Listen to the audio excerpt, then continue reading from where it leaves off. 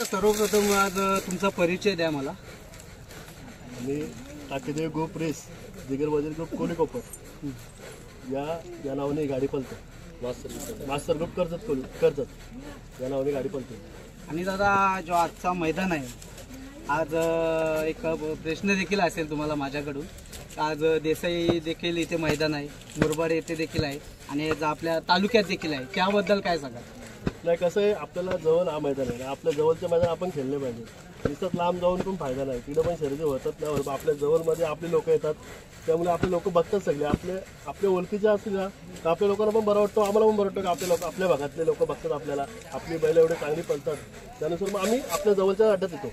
आणि म्हणजे कसं आज तालुक्यामध्ये नाही तर पूर्ण महाराष्ट्रामध्ये आज आपल्या वजीरचं नाव आहे। कोलीकोपरच्या वजीर बोललास तर आज पूर्ण आज अड्ड्यामध्ये देखील बघितलं असेल का पूर्ण पब्लिक तुमच्या साईडनी गाडी बघत होती। गाडी म्हणजे आज जी गाडी झाली तुमची ती मैत्रीपूर्ण होती का कशी होती? नाही, मैत्रीपूर्ण, आपण सगळ्या शर्यती मैत्रीपूर्ण केली। ती भले एकदा हो का दोनदा हो, सगळ्या शर्यती मैत्रीपूर्ण केली।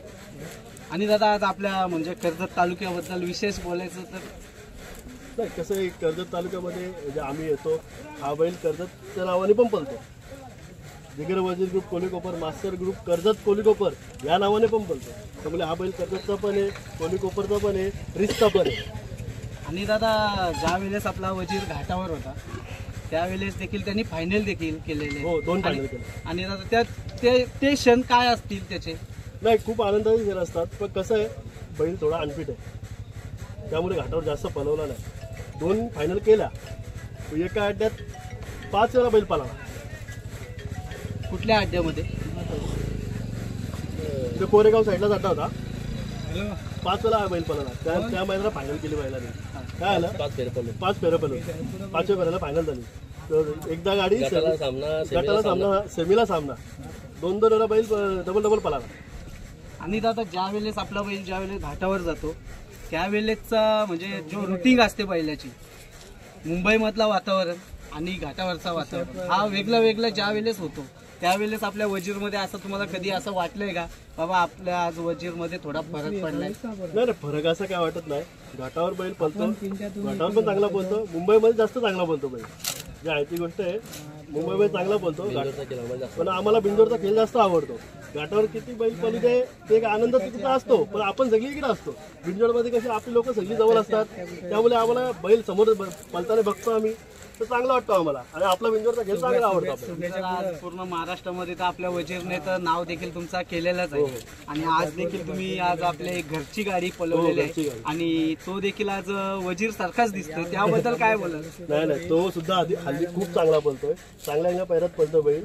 पण बोललो आज मैदान पण जवळ आहे, तर भावाला बोललो आपण आपली घरची गाडी पळवू, पहिल्या पोरांचा विचार घेतला, मग ते ठरला आमचा का घरची गाडी पळवू म्हणून। आणि दादा आज आपला इथे गुलाल देखील झालेला आहे, म्हणजे दादा अजून एक प्रश्न असणार आहे माझा तुम्हाला। दादा मथुरच्या वर्षी ज्या वेळेस वजीर होता त्यावेळेसचा क्षण काय होता तुमचा, का बाबा तुमची गाडी पडली का झाली, त्याबद्दल काय बोलशील मला? नाही, गाडी ती मला वाटतंय 1-6 महिना झालेला, ती स्टार्टिंग पासून गाडी होईपर्यंत गाडी खेळणार ते फिरवणार, आपण फिरवणार नाव, असं खूप वेळ चाललेला, म्हणजे चर्चेमध्ये तर होतात आणि आम्ही देखील ऐकत होतो।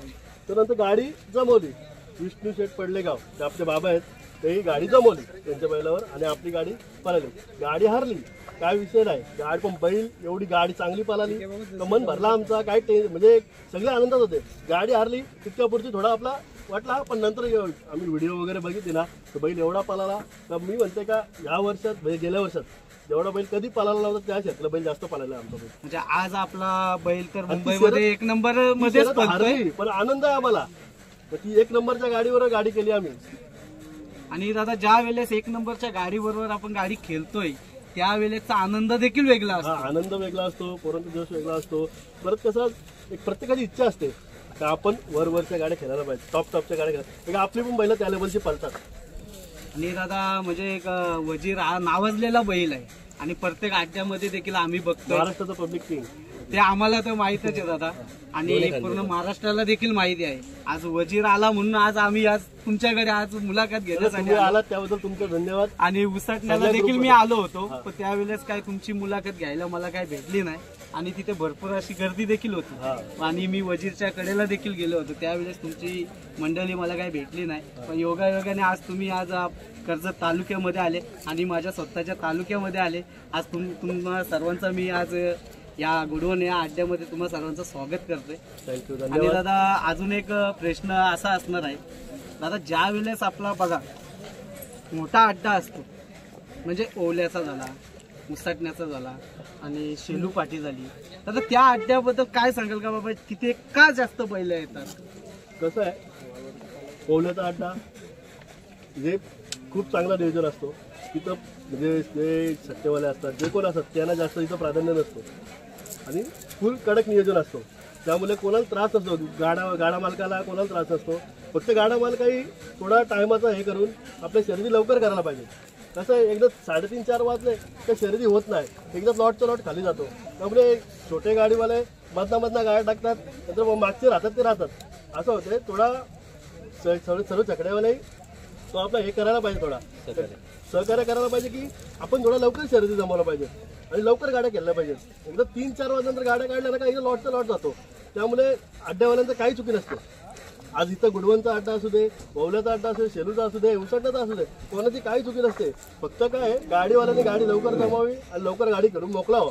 आणि दादा म्हणजे एक आपला एक दुःखाचा एक क्षण असणार आणि तो प्रश्न देखील मी तुम्हाला विचारणार आहे दादा. म्हणजे आज आपले आप्पा पंढरी शेठ फडके, आज त्यांच्याबद्दल तुम्ही काय सांगाल? नाही, ते तर आमचे प्रेरणास्थानच होते.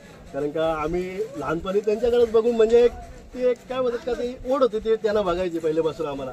त्यांचं एक नाव होता. नंतर आम्ही तसे मोठे वेळ त्यांना बघत आम्ही या क्षेत्रात आलो. पण ती व्यक्ती एवढ्या लवकर जाणं ही चांगली गोष्ट नाही झाली. आणि दादा म्हणजे आता महाराष्ट्र कसं आहे, आता जो टाइम चालू झाला शर्यती चालू व्हायचा झाला म्हणजे आता 1 वर्ष झाला, याच्या पुढे ती व्यक्ती हवी होती पण आज ती आपल्यामधून निघून निघून गेली. गेली. ती कुठेतरी खंत आहे या शर्यती क्षेत्रामध्ये थोडा. ती व्यक्ती हवी होती. नाही पण ते तुम्ही काय बोला, किती बोला, कोण किती मोठे शर्यतीकार येऊ दे, काय किती येऊ दे, किती चांगली बैल येऊ दे, पण पंढरीनाथ फडके यांच्याशिवाय मजा नाही अड्ड्याला.